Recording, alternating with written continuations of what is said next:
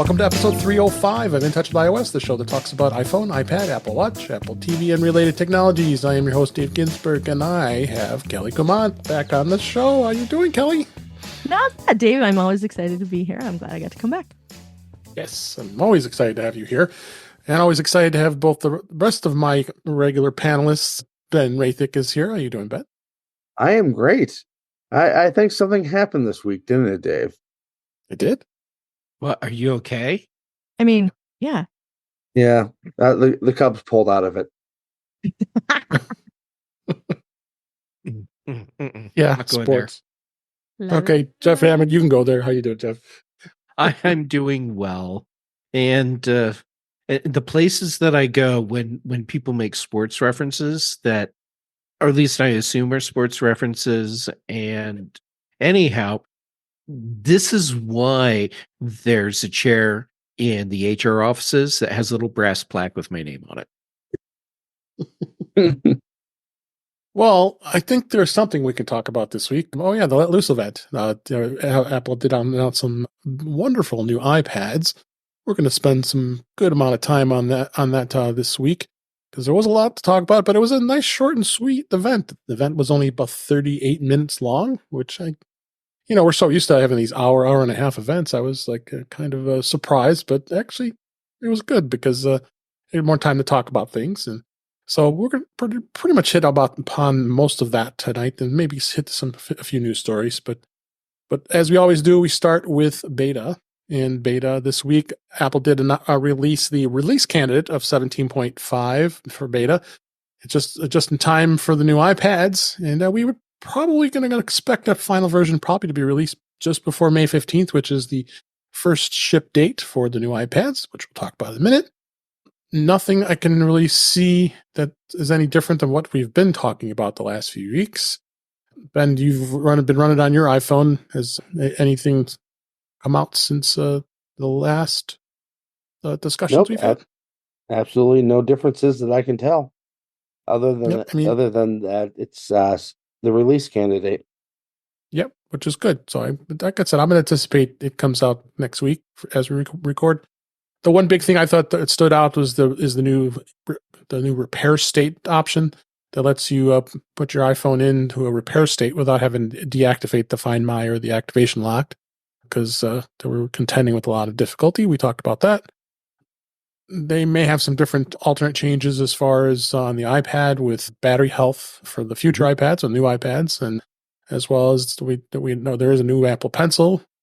This article obviously was written just before the announcement. So, and also the support for third-party item tracker alerts. So, yeah, I think we're going to see some good things, and then we'll also probably find some even more cool things when the iPad Air and the iPad Pro come out. So.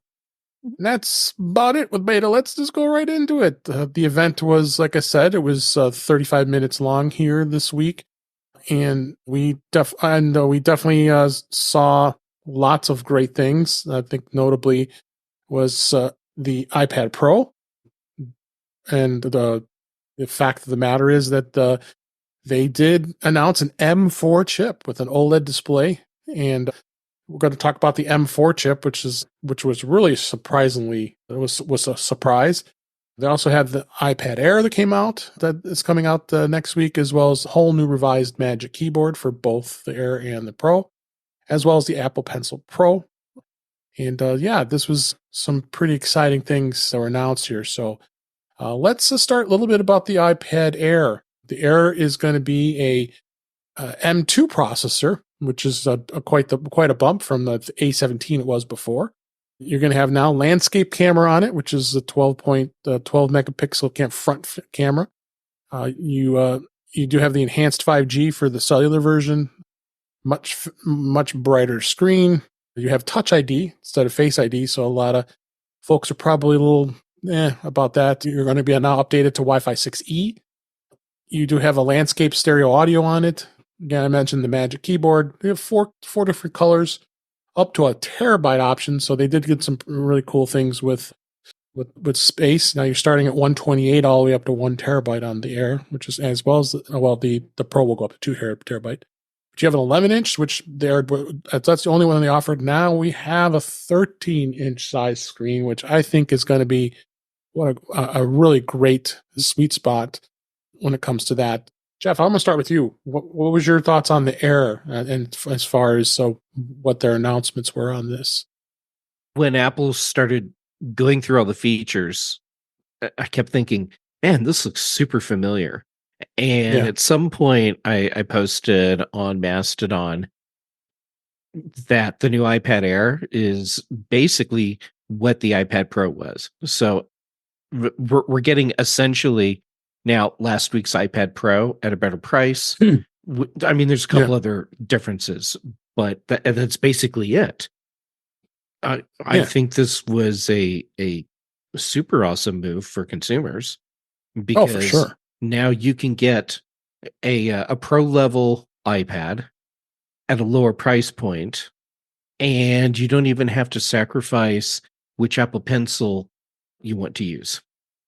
That's true, because now you can use the Apple the Apple Pencil, the second gen, and also the Apple Pencil Pro, which we're going to hit on not too long here. So, how about you, Kelly? What was your first impressions of when they talked about the Air?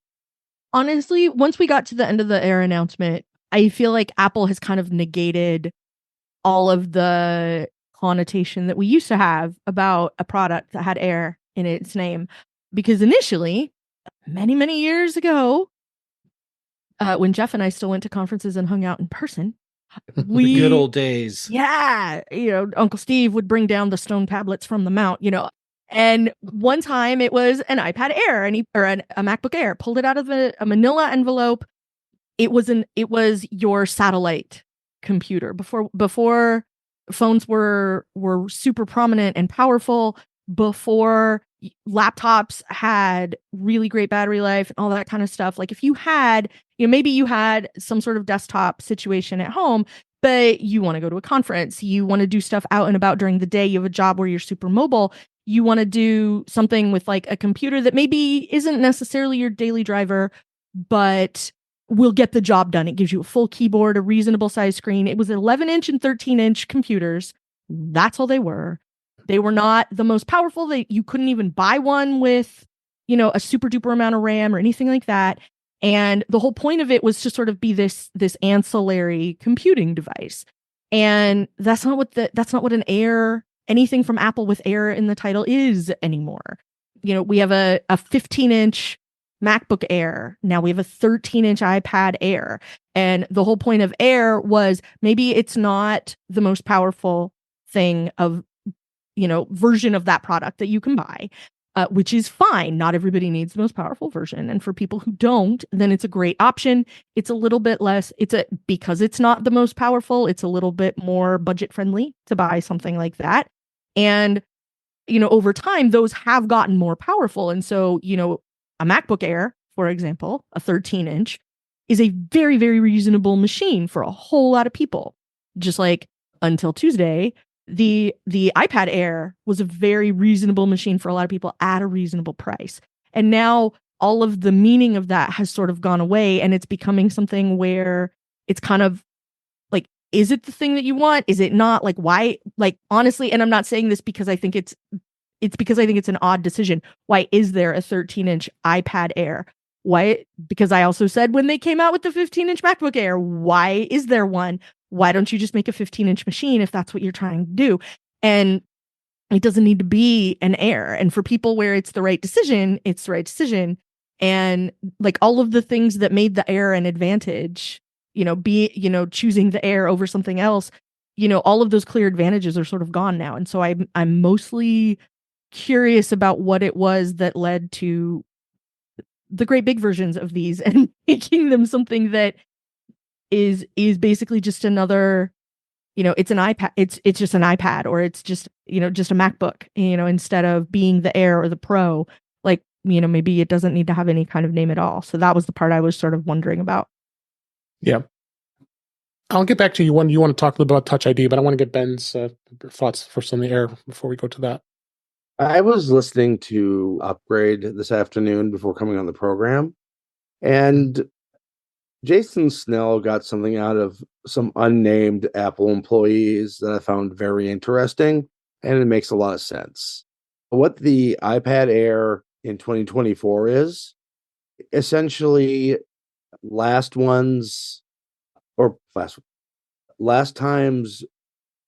iPad Pro. This is the machine that iPad Pro technology goes slightly down market and more affordable.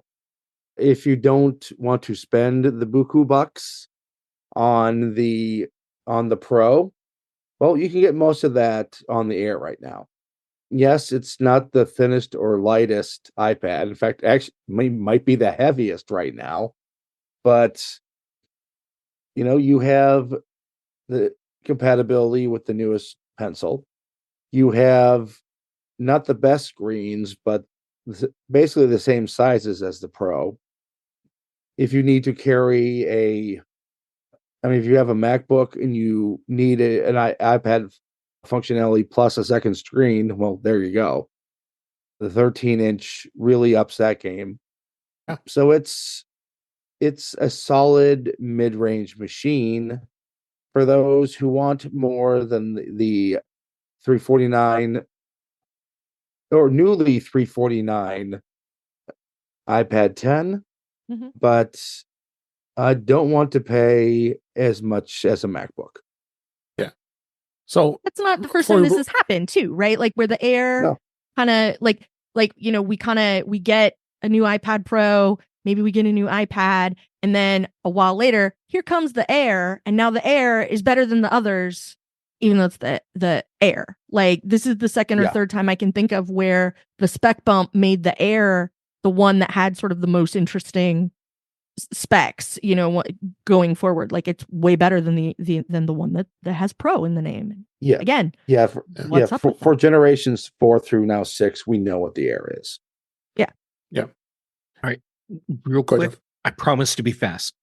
Here's the problem that we all have with Air in the product names. We remember what it originally was. This is the lightweight MacBook Air. Yeah, like the MacBook Air. Entry. That's not what it is entry for level. Apple. Yeah. I mean, when it came out, that's what it was. But now it's brand recognition. Yeah. And the Air line is incredibly popular. So instead of making the Air the smallest, the lightest, whatever, it's what is going to probably be the most popular in the lineup that's not actually the Pro. That's what you get in the Air line. Yeah, and if you'll remember, Apple tried to get rid of the Air name in both the MacBook and iPad names, but it just had so much name recognition that it stuck. It was basically reintroduced. They should have just picked a different word. That's really all I wanted. Yeah. Plus. The iPad Plus. Yeah. I mean, anyway. I like the Air name. I mean, but I also we've been saying it since the Air was introduced that the Air is just an amazing value. It really is.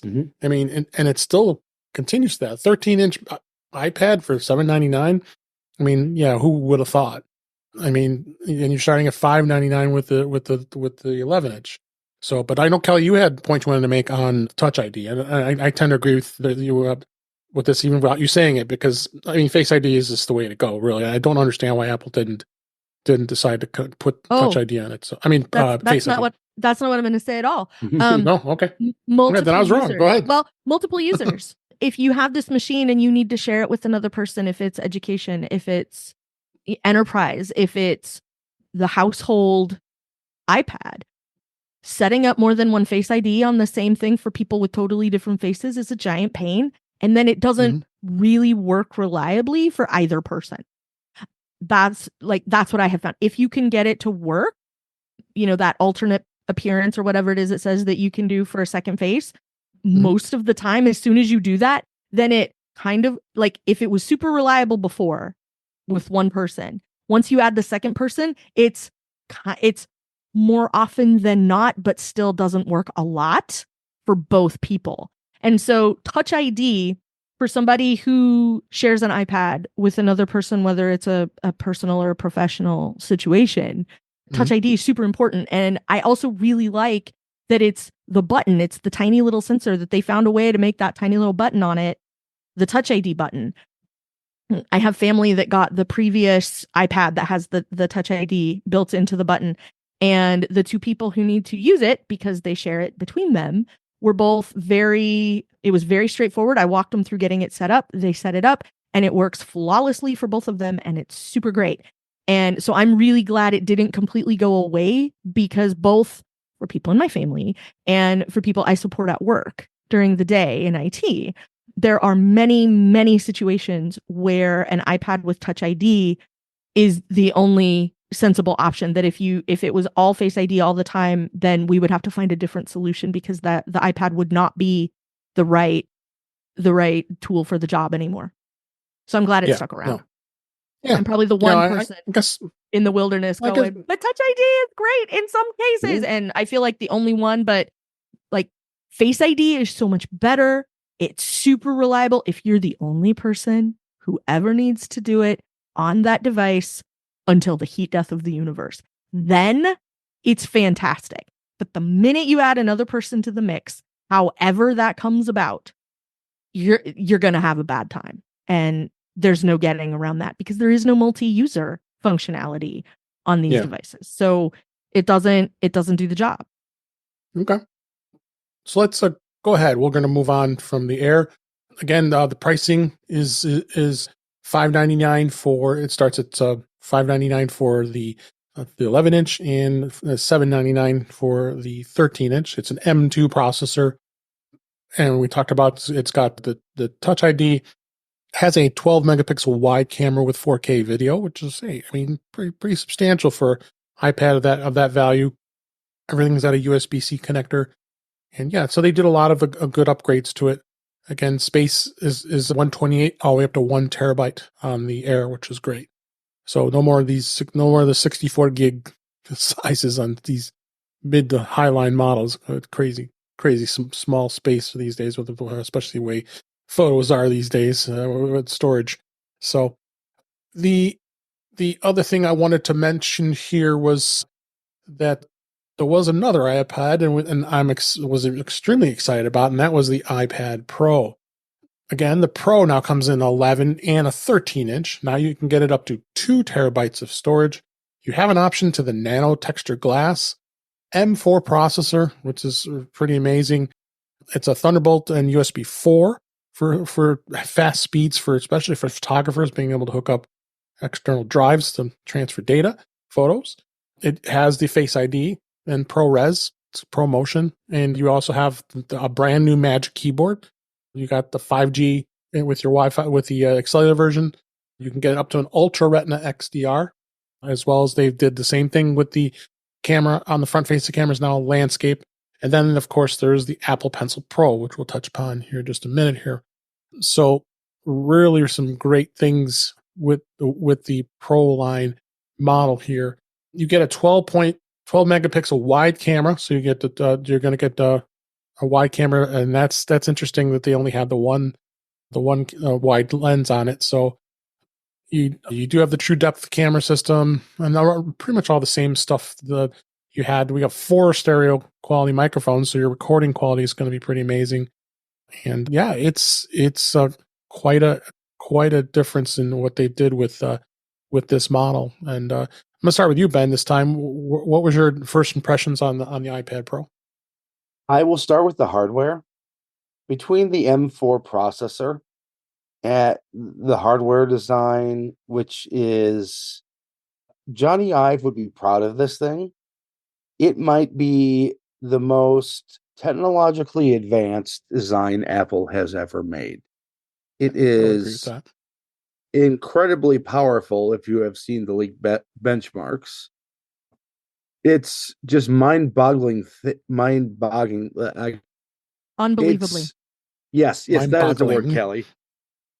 Unbelievably thin, yet very rigid, to the point where you're not going to be seeing Ben Gate iPad edition. Right. Although you could, because I bet that thing fits in somebody's back pocket and I will die mad about it. Go ahead, Ben. Yeah, Shaq's back pocket. It's, tandem OLED is give me a MacBook with this, please. And the brand new Magic Keyboard is just completely next level over the beginning. Right. There's a reason I'm buttering this up. Because why Apple's hardware and silicon teams just absolutely blew it out of the park. This is the most amazing device in the world that I don't see a use for most users for. Yes, for artists. No. It has, but I have thoughts about that, but I want to hear the rest of what you want to tell me. It's iPadOS just does not have the feature set to take use of this thing's power. It's like, I've said this before on another show. It's like sending a Corvette Z06 to do a milk run. You took that Ferrari engine and you put it in a VW Bug, and what are you going to do with that? Like, this is the problem I have. My hope. Come, Ben, sit next to me on the couch in my house. Of crackpot theories. Yes.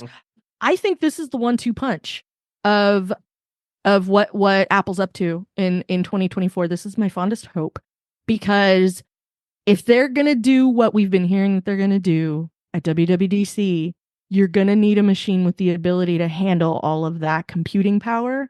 And this would be that machine. So what I am hoping is that, I mean, let's be honest. I have an M1 iPad Pro, and my M1 iPad Pro is basically nothing but untapped potential with the current version of iOS. And my M1 iPad Pro is not a new device. So if you're going to put an M4 in this mamma jamma, then you need to give me something to do with that processor. Don't give me the Ferrari engine and then give me a driveway and tell me to be happy that it's paved, because that's what's happening with the M1, and it's not okay. So what I'm really my wish is that we are going to get that this is a 1-2 punch, and that this is the jab, and that we're going to get the uppercut in a month when they unveil something at Dub that is going to be the thing that's going to make this announcement make sense. Because a lot of the reaction that I've seen out there has been, okay, so now there's an M4 in it, but I can't, much like mine, the M1 I have is not like it's long in the tooth. It's not creaky. There's nothing really like old and sad about it. It's not slow. It's very peppy. It's very responsive because you gave it this little itty bitty bunch of options for what all the things are that it can do.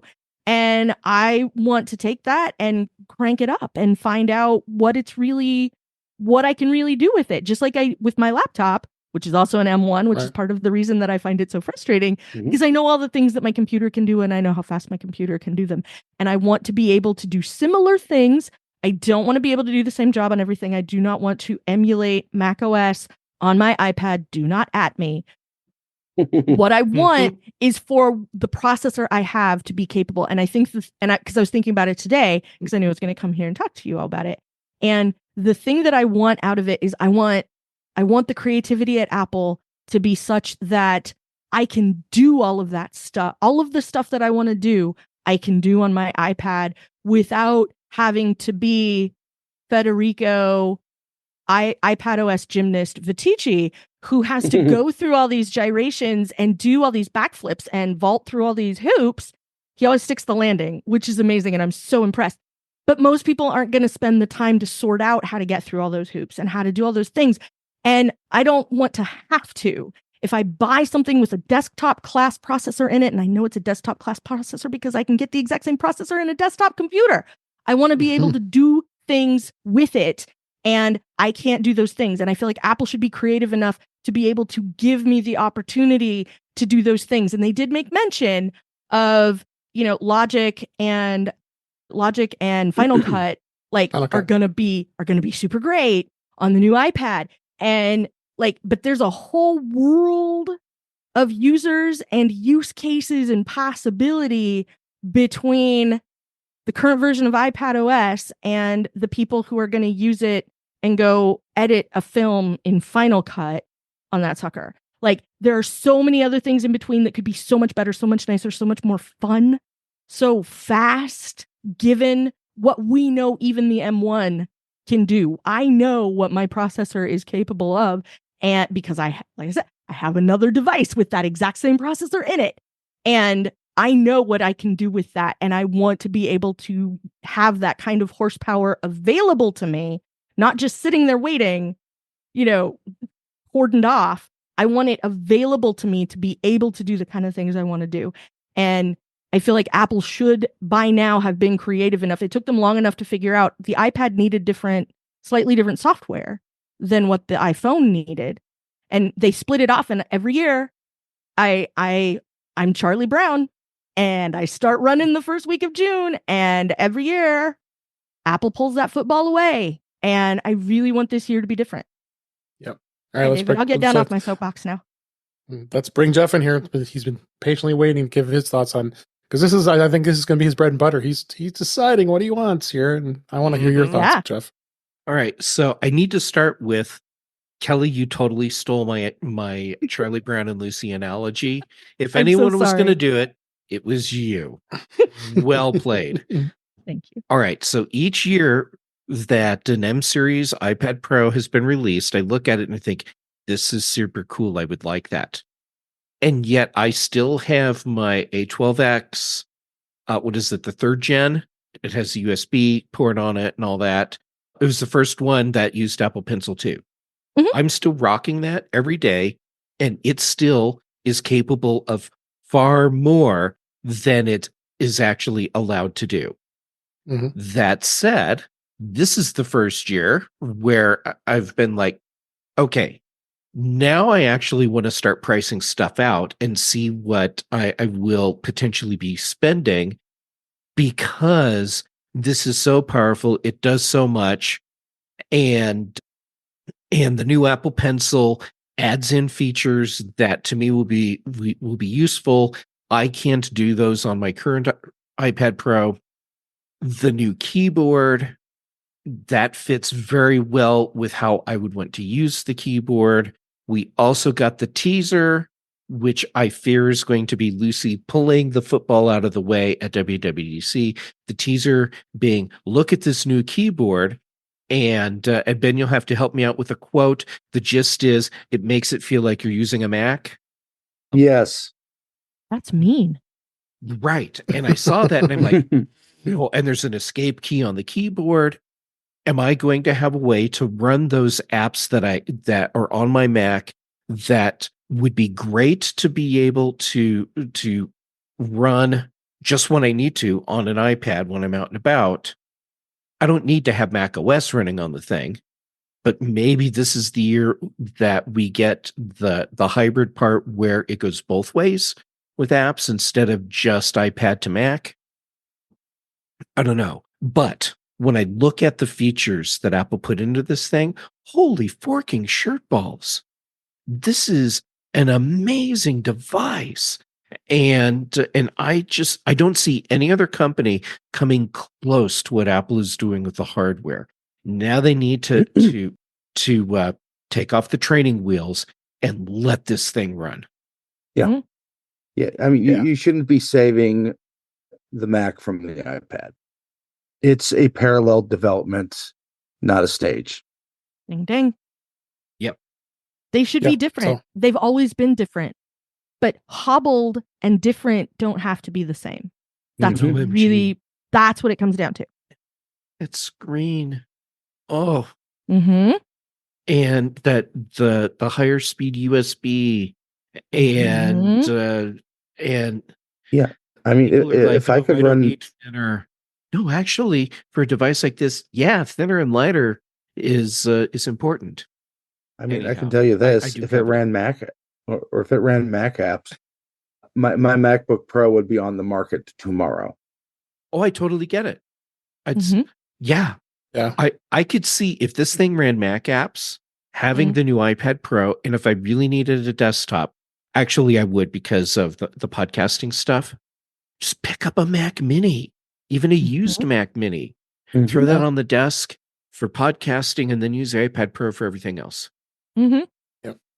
All right, let's go on. We're going to hit some of the little more the granular features of the iPad Pro in just a minute, but I want to touch a little bit on the M4, the next generation M4 chip. Boy, is it got some improved performance. It's just crazy. 120 gigs of unified memory bandwidth. You have dynamic caching. You have up to 10 core. You have a 10 core CPU and a 10 core GPU. But it's 50% faster than the M2. So go M2, M4. I guess that's 50%. With that makes some good math there. 28 billion transistors, and of course they have the 3 nanometer technology. So that's the second generation of this M4 chip. So, boy, it's just an incredible chip. And then it was surprising Apple that Apple released this in the iPad. I mean, we've always expected this chip to be in a Mac, and I think we're all here. We're very pleasantly surprised to see that they're really putting some attention to the iPad. This is 2 years in the making, almost 3. I mean, that they had then since they had released a new iPad here. So, Ben, I'm going to start with you again because you've got always some good thoughts on the M4 chip. What do you think? What was Apple's thinking with this? Looking back at it and listening to some people like Snazzy Labs and Max Tech, the M3 generation was very much an interim chip on an interim process. The M4 is the real step forward. Seeing those leaked benchmarks, you're looking at about a 20 to 25% increase in speed over the previous generation, which is kind of nuts. It also does that while running a little bit cooler, which you didn't really see that efficiency gains in the M3 generation. So when this thing scales down to the next iPhone and scales up to the bigger Macs, yeah, this is going to be a very good next 18 months for Apple. Yeah, I definitely think so. So, and it's definitely been interesting. Jeff, you have any thoughts on the M5 and the M4 processor? I do, and I'm probably going in a different direction than everyone else has been expecting. But Intel, are you freaking out? Because you should. You should be. Yeah. Apple's pace with new chip releases, like serious staggering power chips. Oh my God. Intel cannot compete with Apple, and Apple is not a chip maker. Intel is. Yeah, but who is a chip maker and has people who came from Apple? Qualcomm. Mm-hmm. Yeah. How about you, Kelly? What was your thoughts, first impressions on when they announced the M4? Mostly just not disbelief, but just sort of impressed. Like, this isn't necessarily the realm where I live. Like, when I used to talk to people about this, I would get Ben to come tell me about it, or I would get John Martellero to come tell me about it.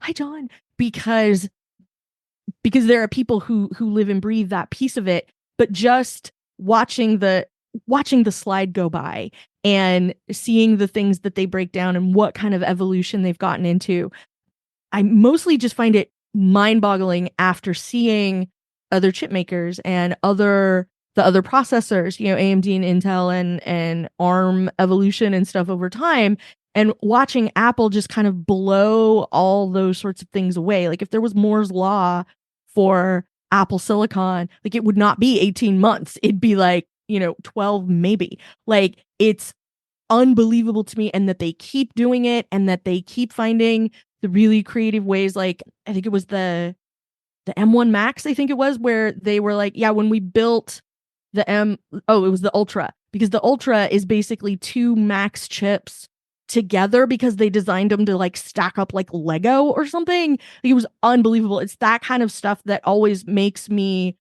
excited to see what Apple's going to come out with, like with the terraced battery when the MacBook Air is kind of that teardrop shape where it's thinner at the front edge than it is at the back. So Apple made this stair-stepped terraced battery that started thicker and then kind of notched down in order to make the best use of the space so that they could make it skinnier at the front than it was at the back. And those kinds of things are always just unbelievable to me. And I'm always excited to see what kind of creative hardware solutions they come up with.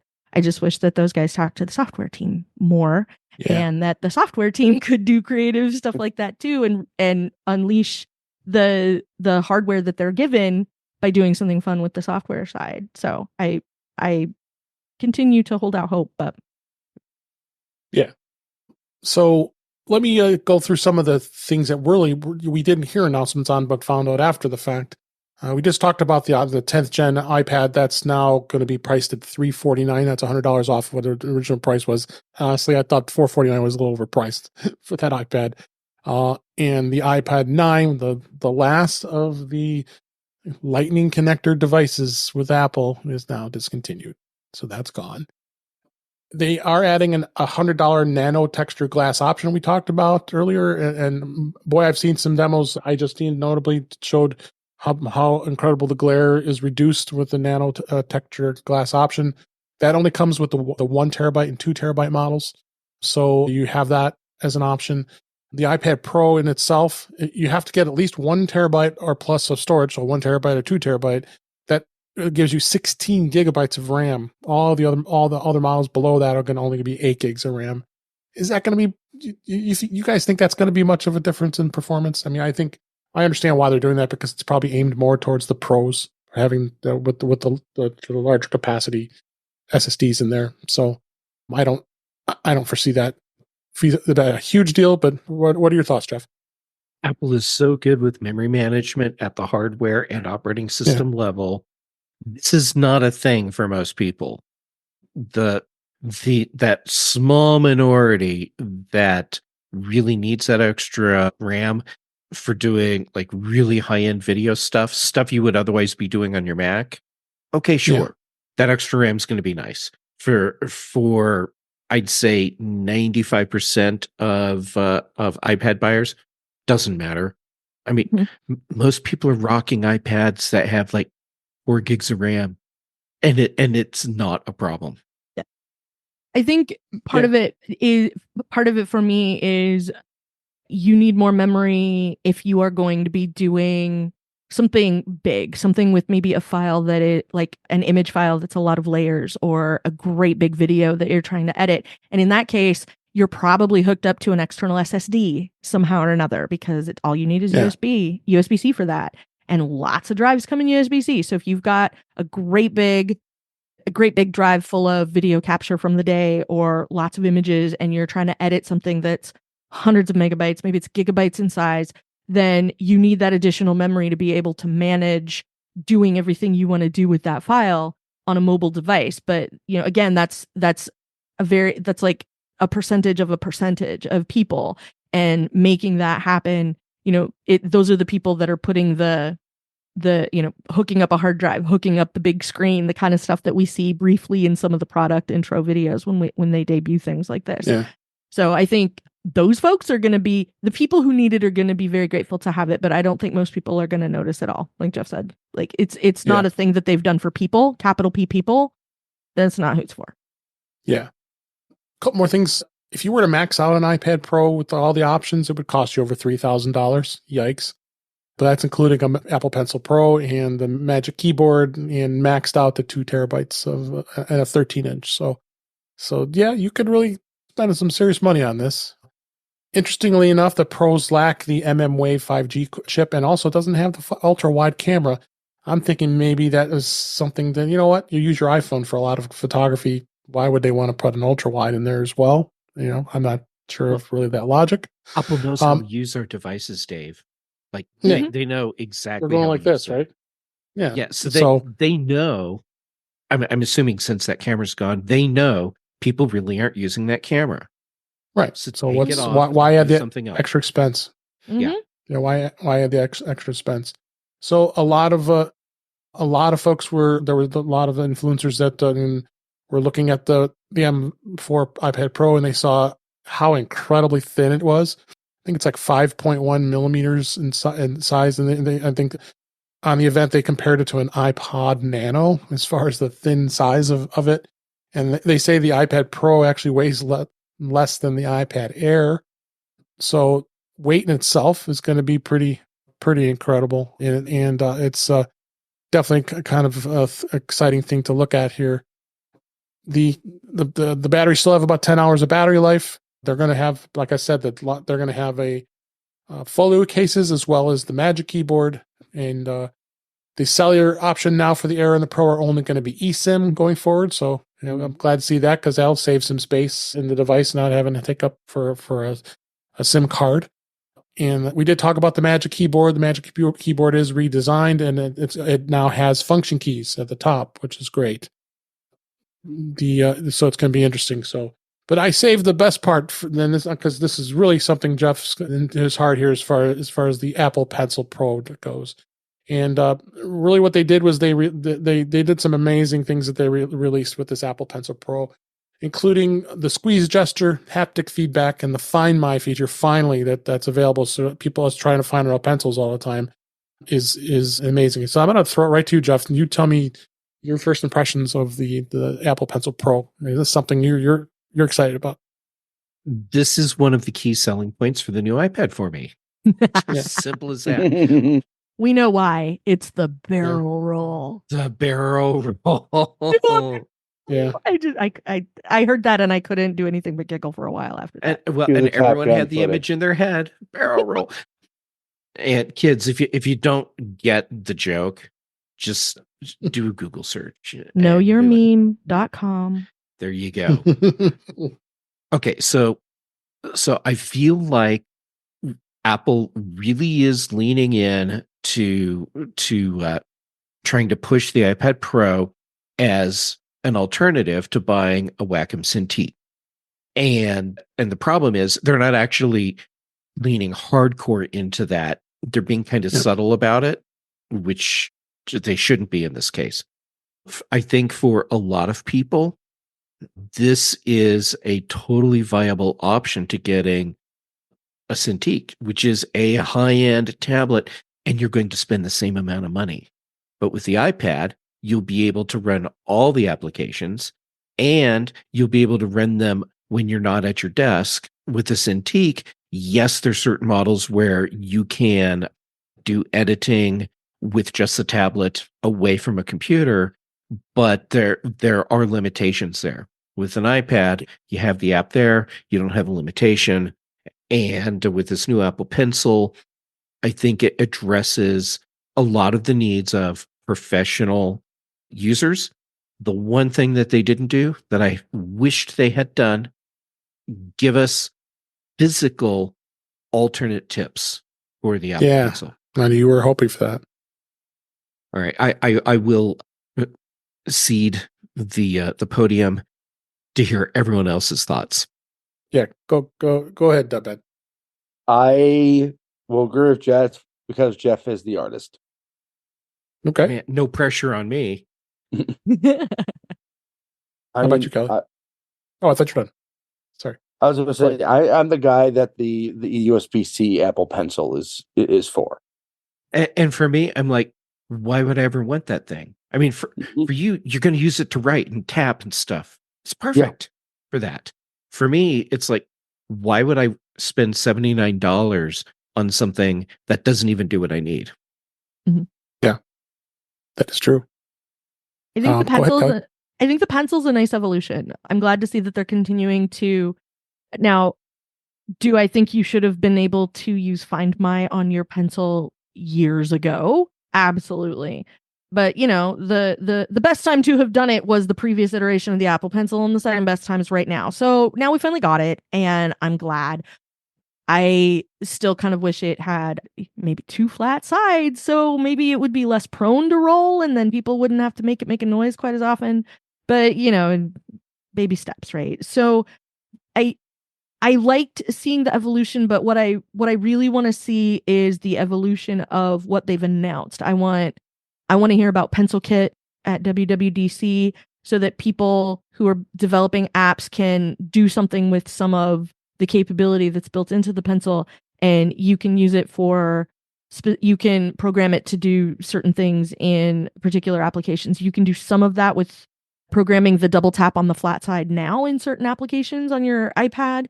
And because I use one, I don't really draw is a strong word for what I do in Linnea Sketch, but it has happened. I do use Linnea Sketch and I love it.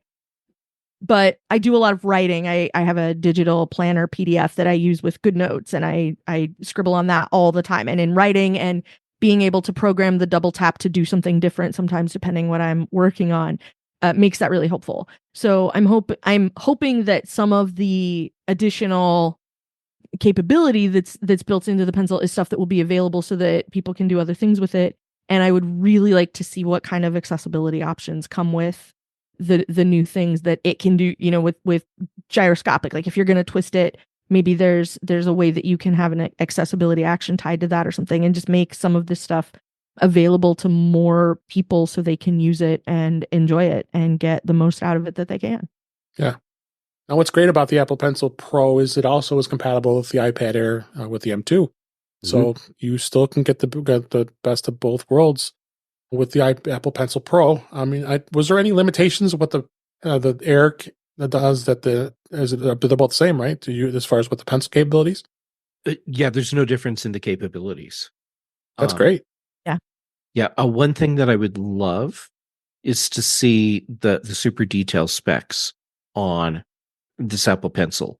And that's because when you're using tools like this professionally, drawing, painting, the sensitivity, pressure sensitivity of the pencil actually really matters. And I would love to see how this is truly comparing to the styluses that you use with the Wacom Cintiq, which I think is the fair comparison for graphic tablets in this case. Yeah. So it's a great new pencil. I'm excited. I'm still haven't pulled the trigger yet. What I'm going to do, I'm on an M1 iPad Pro. So like Kelly, and I'm been tempted to look at the 13-inch screen just because it's just so lightweight, and because that was always the big thing. And it looks. I want to see. Well, I probably should see it in person, just get a good idea. I mean, because I've always had an 11-inch. I think I've only purchased like one 12.9. I think it was like the first gen. So when I purchased years ago, and that thing that was big. How do you even function with an 11-inch iPad Pro? Yeah, it's okay for me.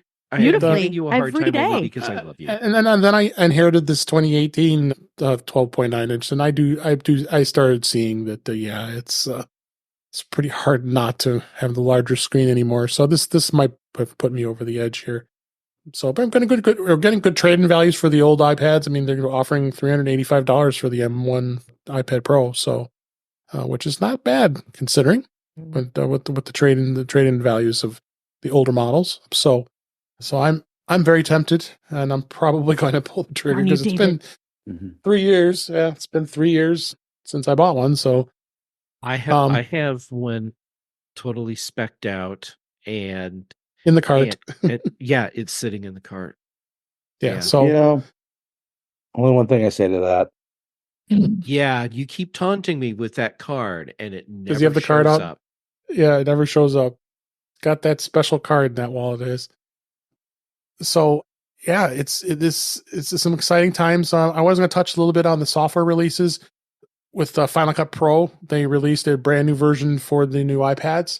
It's introducing specific capabilities just for the M4 iPad Pro. You have a live multicam feature that allows you to capture up to 4 different angles on a single scene using connected iPhones and iPads.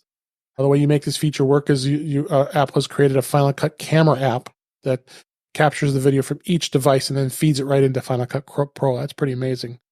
I mean, when you say you're filming this on an iPad and an iPhone, you really are. And then, the event was, they always say that at the end of the event, said that everything was filmed on an iPhone and an iPad and a Mac. So they did all the work without having to have professional high-end cameras to recording things. So, and it showed because these are very, very capable devices. So that I thought was pretty impressive, and it's still part of the same. You have the subscription with it for $49 a year or $4.99 a month for that. It'll be an update once the iPad Pro comes out, the new model, and then also they came out with a new version of Logic Pro with some AI features that were added. So it now has an AI based studio assistant to help artists make music, and it was pretty slick the way I'm almost tempted to want to try it because it's the same thing. You can pay for it. I thought they did offer that as a. I guess you do have to buy it right out for $200. So I thought they had Logic Pro as a subscription. I guess not, but interesting to see some of the features on both of those pieces of software. I fully expect and that Jeff's favorite app, LumaFusion, is already on the drawing board right now, coming up with some new features that's going to take advantage of what the new iPad Pro M4 can do. I would not be at all surprised, would you, Jeff? I'm certain they're already working on this, but they already have Filmic support. So, Well, I mean, you already have multicam support in LumaFusion. Yeah. So go ahead, Ben. I was going to say, Filmic was sunsetted by its new owners. Yeah, it's sunsetted. Okay. Well, I hadn't realized that, but since LumaFusion has its own multicam support, yep, that didn't impact me. But that's unfortunate because that was such a great tool. Mm-hmm. Yeah, it was. So yeah, that I think in a nutshell, we did a pretty good coverage of the event itself. Normal events, we would never be able to fit this in one show because there's usually so much to talk about. But yeah, I think overall, I'm very excited about these new iPads. I think I'm going to have one in my future, and I want to jump on that bandwagon. And I think it's going to be the Pro. I thought possibly the Air, but no, I've had a Pro. Why not stay with a Pro? So. Well, Jeff, also, you've already said you've got it in the cart. Go ahead. Yes, I do have mine in the cart. Here's the thing both of us need to keep in mind. It's not just about what do we want. It's what will we actually use, but then how long will we use the device? Yeah. And considering that my iPad Pro 3 is still going solid, and when I replace it, I'll probably give it to a family member who needs an iPad, and they'll have something that's more powerful than they need. So get what you're going to use long term. Yeah, for sure. Go with the Pro. Are you tempted, Kelly? I wasn't until you told me that I could get, almost $400 for an M1 iPad Pro, and now I kind of am. Not because of the pencil, I don't need any of the extra accessories. I'm still rocking my OG Magic keyboard that takes like 2 AA batteries, and I've used that with literally every iPad I've ever owned. The batteries last forever. I don't have to carry it around with me if I don't want to, and I can type maximum speed and everything's fine. So like I'm not in the market for most of the other stuff. I will probably never do a barrel roll, sadly. At least Kelly, not with my do pencil. A barrel roll. Not with my pencil anyway. But I'm excited to see where it goes, and I will ask me again in a month, and then I will my answer might change, because for right now, I'll hold you that. This is neat, but it's sort of a jingle your keys in front of somebody to distract them from a thing. So like it's new and shiny, and that has a certain amount of appeal. But until I know for sure what it's going to be able to do, I'm not super excited about it yet. I'm glad to see the iteration on the Apple Silicon. I'm like, I love seeing the engineering piece of it, but I haven't found a compelling case to upgrade my iPad yet. Yeah. Before we move on to, we have a few news stories we have some time for. I want to hit the chat room here at youtube.com/intouched So glad everybody's here tonight and during the live streaming. Brian F., he says he loves his Air, and it's a great middle ground device. I would agree with that. And Cletus says he had both, but he's loving the Pro though. And Cletus is right. It's a third of the cost of the Vision Pro. Yes, that is for sure.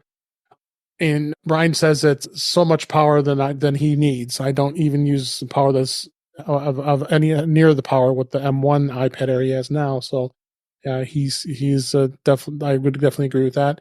Yeah, we'll obviously hear a lot more at WWDC, so that's going to be interesting to see where that goes. And Brian again says if more on device AI takes place, these more powerful iPads are probably going to be even more welcomed, I think, which I would definitely agree with that because AI is coming. It's already here, and just have to find out what Apple does, especially when iPadOS 18 comes, and I want to hear it from WWDC. So, and then the guy came into the chat here. He says he's very meh about the iPads. You're always like that guy.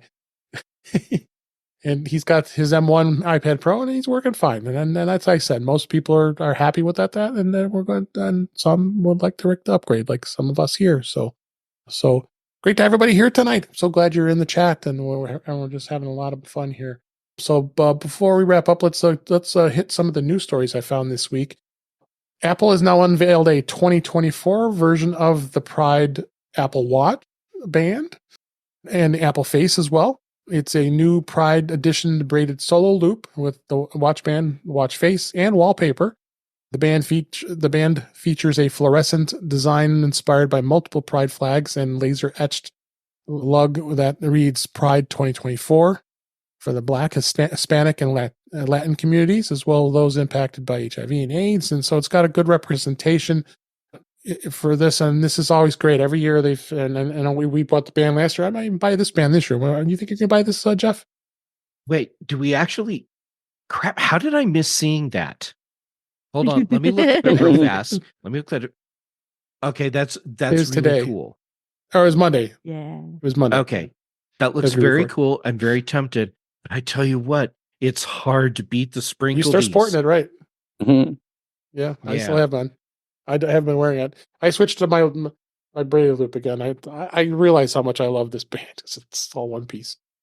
So yeah, check it out. It's good to support that and have a really nice band to boot as well. So mine's 2022. I have the black Sport Loop Pride band from 2022, and I love it. So I haven't tried any of the solo loop yet, but that one looks really tempting because 80s kid Kelly is a sucker for a neon thing. So that's right.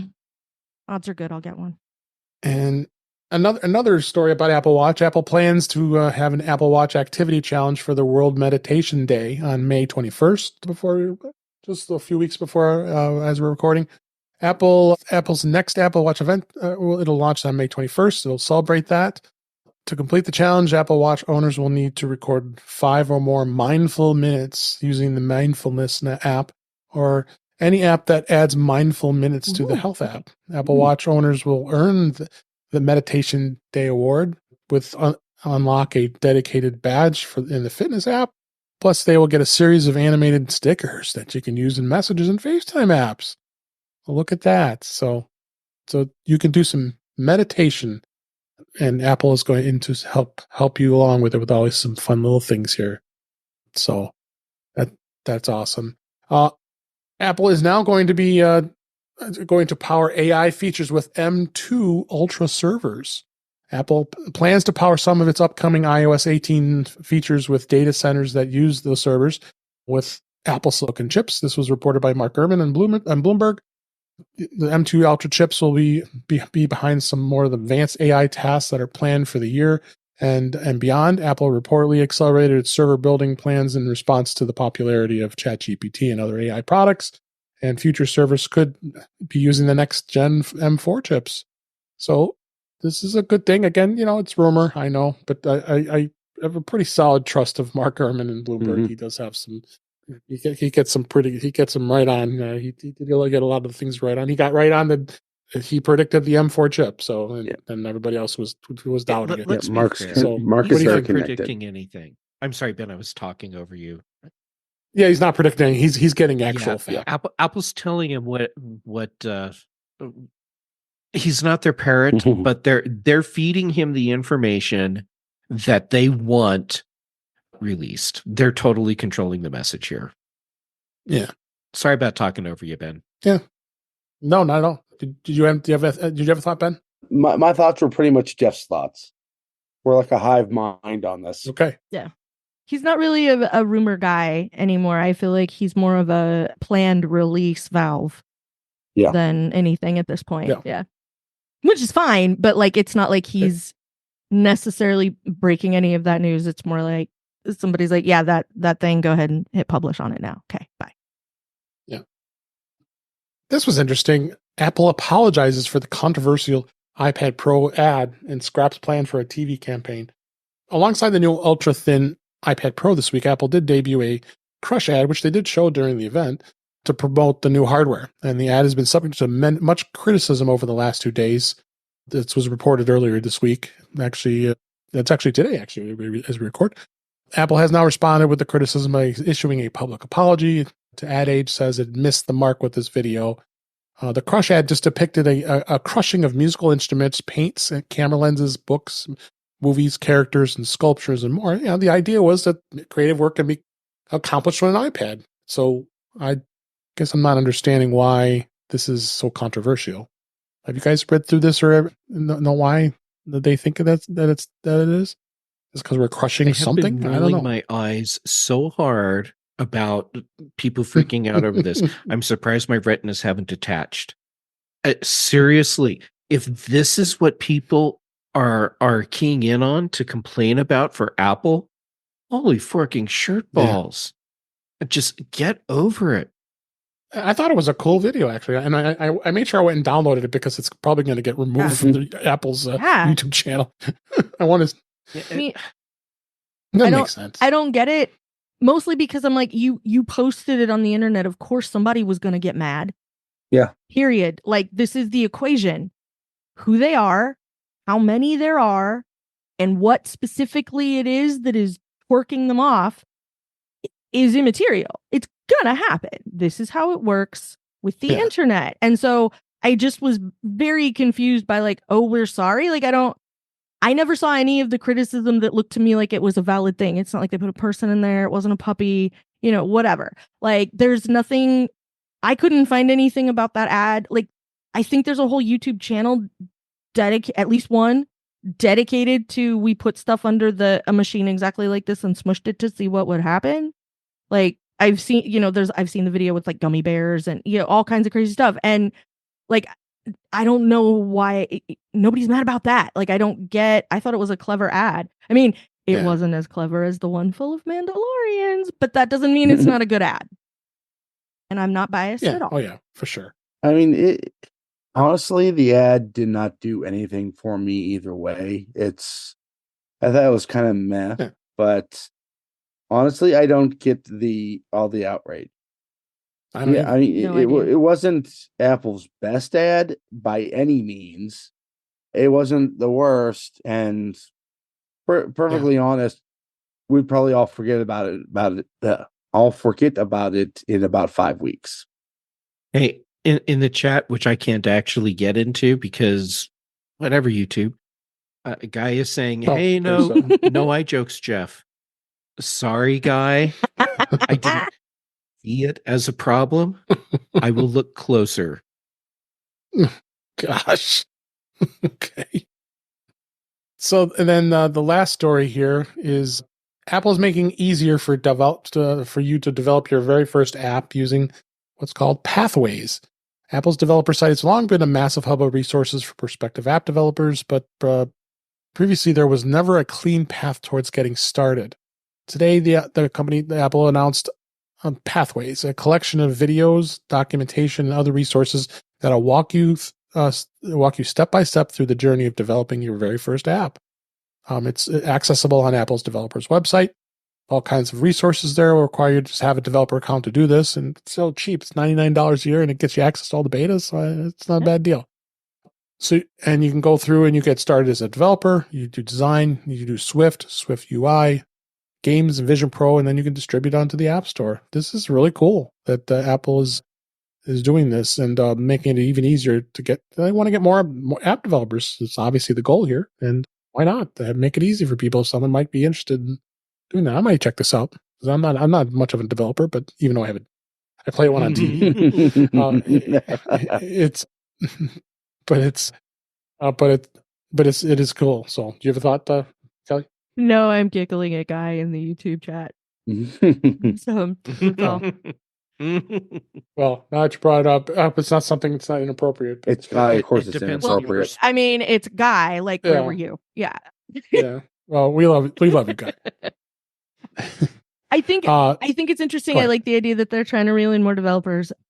I'm curious how this is actually going to be, how this is going to work. I haven't seen a lot of it yet. I haven't seen anybody walk through that process, so I can see kind of what's in there. As people know, I have a long and storied history with encourage people to be developers who maybe hadn't considered it previously. So I'm always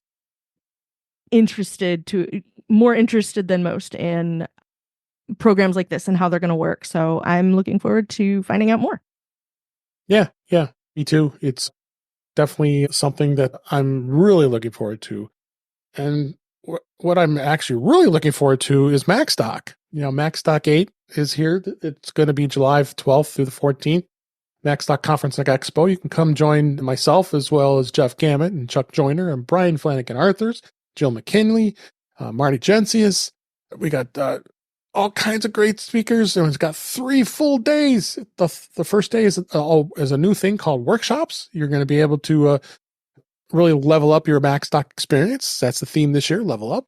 And you can come and actually do a day worth of workshops on Friday. And then we have the weekend of talks that we've had and you've known and loved with MacStock. It also includes a MacStock Film Festival that's led up by Wally, and there's so much more planned. And we have a great new venue this year. It's the Holiday Inn Convention Center out in Crystal Lake, Illinois, just outside of Chicago, near Woodstock and near the old college where we used to have the event. So it's so awesome. A lot of great speakers, and I really want you to come out. We're going to have a lot of fun, and we have such a fun time networking.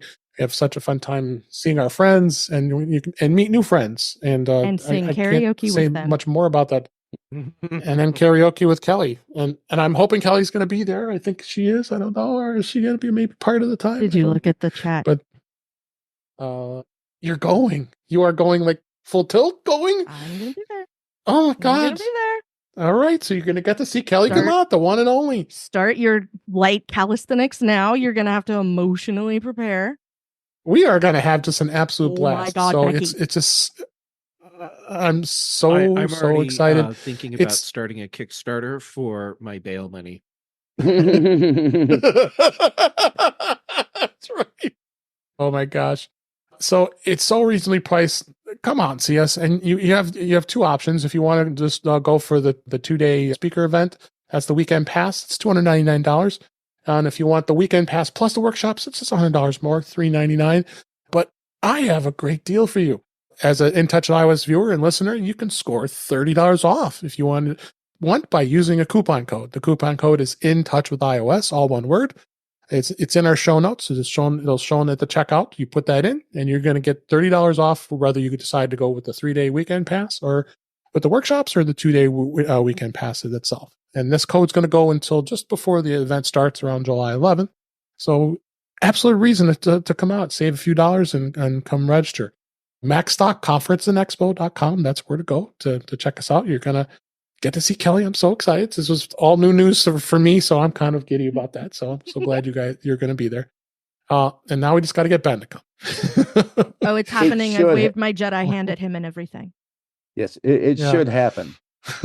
Yes, except This Kelly. is the conference you're looking for. Yes. This is the conference you need to be at. Yeah. We're going to come pick you up if you don't come. Oh, really? Also, your Jedi mind tricks only work on the weak willed. That's right. So come on, see us. It's going to be a lot of fun, and we would really appreciate it. And come check it out, max.conferenceexpo.com. So with that, and wrap up for this week. That's a wrap for this week. Please send your comments, questions, and suggestions to our email address, which is feedback@intouchwithios.com. You can follow me on Mastodon, or the show on Mastodon, which is at intouchwithios at techhangouts.social. support the show by buying me a coffee at intouchwithios.com/coffee. We would really appreciate it.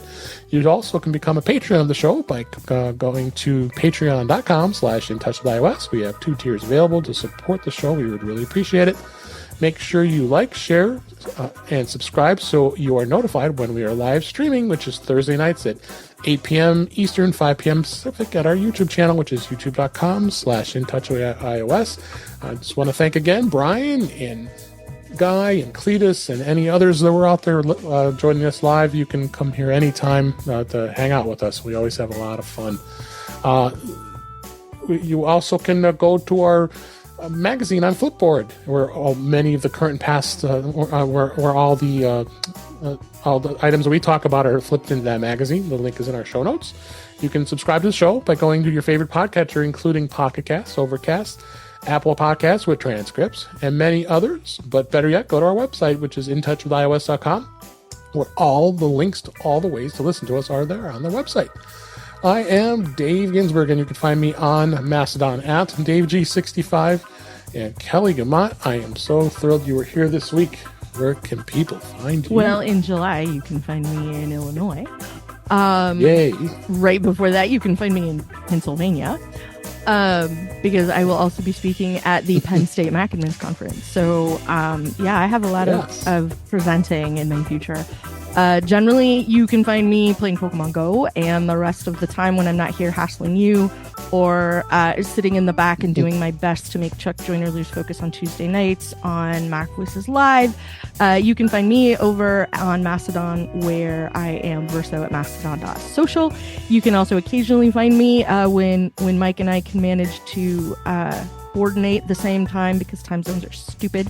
You can find me on aftershowpodcast.com with Mike Rose, brought to you by weatheralibi.com. If you ever need the weather for your alibi, weatheralibi.com. Actually a sponsor, because we built that website and so that it could be our sponsor. It's a real thing. And the rest of the time you can, as often as David sends me a text and wants to know what I'm doing on Thursday nights, you can find me here. Yes, thank you so much for being here.